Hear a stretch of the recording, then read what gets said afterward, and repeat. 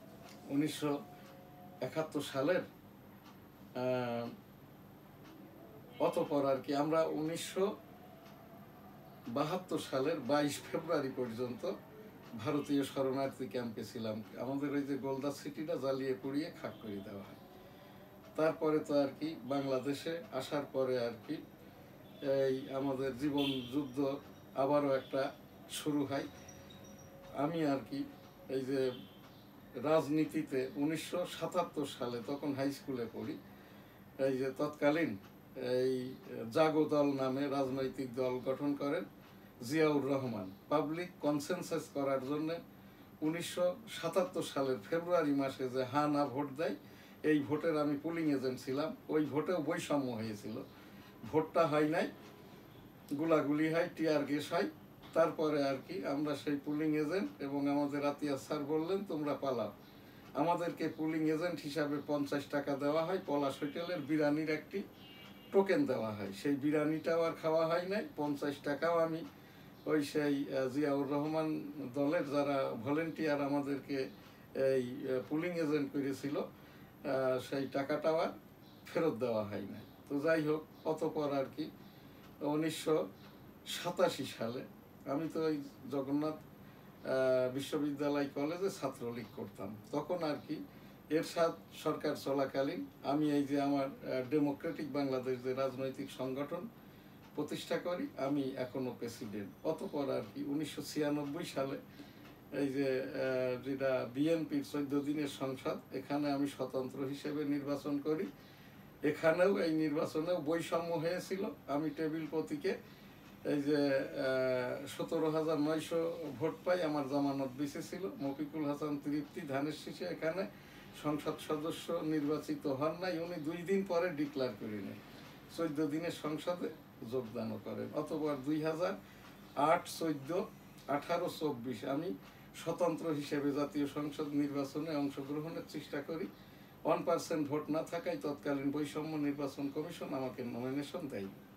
2023 সালের যেটা এপ্রিল মাসের রাষ্ট্রপতি নির্বাচনে, যে নির্বাচনে এককভাবে আর কি বর্তমান রাষ্ট্রপতি শাহাবুদ্দিন মহোদয় মাননীয় রাষ্ট্রপতি হন। আমি সেই 2023 সালের এপ্রিল মাসের রাষ্ট্রপতি নির্বাচনে 18 কোটি জনগণের পক্ষে তৎকালীন নির্বাচন কমিশনের কাছে আমি আমার এই যে মনোনয়ন পত্র চাই, কিন্তু আমাকে দেওয়া হয় নাই আর কি। আমি এই যে ছাত্র জনতার সরকার 10টি প্রোগ্রাম করেছি, এছাড়াও আর কি এই আজ পর্যন্ত আমার এখান থেকে আমি এই যে 10টি উপস্থাপনা করেছে আর কি।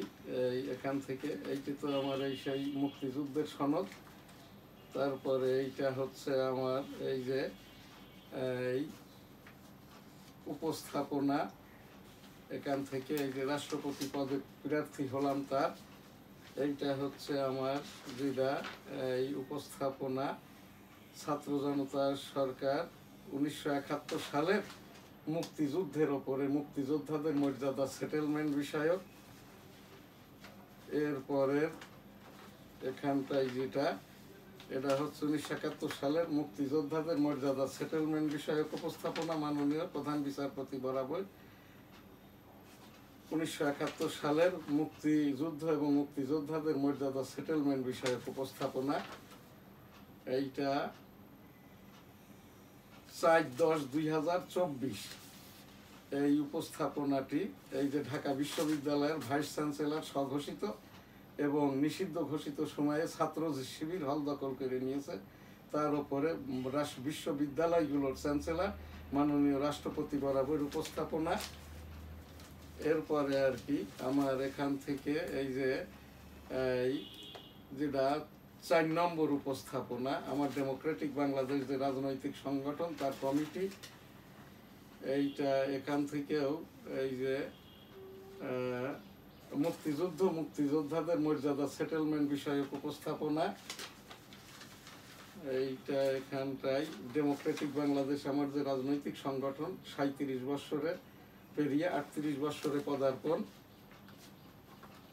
এগুলো আর কি আমার যে সাংবাদিক সংগঠন, আমার সাংবাদিকতায় 37 পেরিয়ে 38 বৎসর, সেইটা আমার একটি উপস্থাপনা। এখানে আরেকটি যে বিশেষ উপস্থাপনায় যে মুক্তিযোদ্ধার মর্যাদা সেটেলমেন্ট বিষয়ক, এরপরে এইটি হচ্ছে এই যে মাননীয় মুক্তিযোদ্ধা বিষয়ক উপদেষ্টা যখন বললেন রণাঙ্গনের যোদ্ধারাই মুক্তিযোদ্ধা, বাকিরা ভুয়া মুক্তিযোদ্ধা। ভুয়া মুক্তিযোদ্ধা বলে কিছু নেই। 2022 সালে এই যে ভুয়া মুক্তিযোদ্ধা সনদধারীদের চাকরি বাদ করা হয়, ভুয়া সনদ বাদ করা হয়। রণাঙ্গনের যারা যোদ্ধা তারাই মুক্তিযোদ্ধা। আমি 1971 সালে রণাঙ্গনে 265 দিন যুদ্ধ করেছি। এম শাহজাহান আলী গোলদার MFF শ্রেষ্ঠ। আমার সেক্টর ছিল 8, সেক্টর কমান্ডার মেজর মঞ্জুর রহমান। এই বিষয়ক মুক্তিযোদ্ধাদের মর্যাদার সেটেলমেন্ট বিষয়ক উপস্থাপনা। এখানে আর কি এই যে আমার এই যে ডেমোক্রেটিক বাংলাদেশ সংগঠনের বিষয়ক উপস্থাপনা, এখানটাই আর কি আমার এই 11 নম্বর যে উপস্থাপনা, এটাও একটি আমার এই যে ডেমোক্রেটিক বাংলাদেশ যে সংগঠন তার উপরে মাননীয় রাষ্ট্রপতি বরাবর পূর্বের যে আমি 11টি উপস্থাপন করেছি তার উপরে একটি সামারি অ্যানেক্সার আকারে মাননীয় প্রধান বিচারপতি বরাবর উপস্থাপনা। এরপরে আর কি এইটি আমার এই যে 1971 সালের আমার এই যে মুক্তিযুদ্ধের যে মূল সনদ, আমি যেটা এই ভারত থেকে উঠিয়ে এনেছি। আমার আব্বা যুদ্ধাহত মুক্তিযোদ্ধা হাজী মধুগোলদার, আমার মাতা এই যে বেগম হাজী বেগম খাইরুন্নেসা, এবং আমার সনদ এইটার ভিতরেই আর কি 1971 সালের ভারত নিবন্ধিত সনদ বাংলাদেশের প্রত্যাগত সনদ। এই জায়গাটায় আমাদের ভারতের যেটা ID পাস, চলাফেরা করার জন্য ভাড়া লাগতো না। এইটাই আমাদের 1971 সালের মুক্তিযুদ্ধের যেটা বাংলাদেশে আসলাম 1972 সালের 22 ফেব্রুয়ারি প্রত্যাগত সনদ। এই জায়গাটাই এটাও একটি উপস্থাপনা। এইটা এই ওই যে উপস্থাপনাগুলোর অবগতিপত্র, এখানটা সময়টা খুবই কম। এই যে এখানটাই এই যে উপস্থাপনাগুলো সুধা সদন, এটা ডক্টর M.A. ওয়াজেদ মিয়ার রাষ্ট্রপতি এরশাদ থাকাকালীন 99 বছরের লিজ প্রপার্টি। আওয়ামী লীগ অফিসটা বাংলাদেশ নির্বাচন কমিশনের সম্পদ। বাংলাদেশের যারা এই যে আওয়ামী মতাদর্শের রাজনীতি করে সাধারণ মানুষ তাদের সম্পদ। সেই বিষয়ক মাননীয় প্রধান বিচারপতি বরাবর উপস্থাপনা। এরপরে যেটা গণভবন, গণভবনের 18 কোটির আমি একজন হিসাবে ওই সেই 5ই আগস্টই আর কি আমি মাননীয় প্রধান বিচারপতি বরাবর অ্যানেক্সার আকারে আমার 18 কোটির 1 ভাগ আমি এটা দাবি রেখেছি, ছাড়ি নাই। সেই গণভবন বিষয়ক উপস্থাপনা। এরপরে আর কি এইটা শেষ আমার যে উপস্থাপনা আর কি এখানটা থেকেই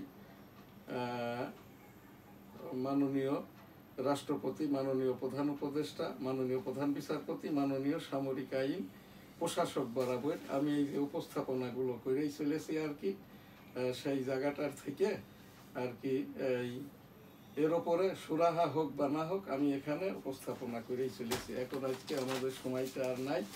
আমরা এই যে ছাত্র জনতার এই সরকারের উপরে আর কি এই সাপ্লিমেন্ট যেটা আমাদের আর কি এই 26 মার্চ স্বাধীনতা জাতীয় দিবস উপলক্ষে ইংরেজি সংবাদপত্র এটা প্রচার করেছে আর কি। আজ আমাদের সময় একেবারেই নাই। আমি এখান থেকে সেই মুক্তিযোদ্ধা বিষয়ক উপস্থাপনা, মুক্তিযোদ্ধাদের মর্যাদা সেটেলমেন্ট প্রত্যাশা করছি। আলহামদুলিল্লাহ। আল্লাহ হাফেজ। জয় বাংলা। আমার সোনার বাংলা। আমি তোমায় ভালোবাসি।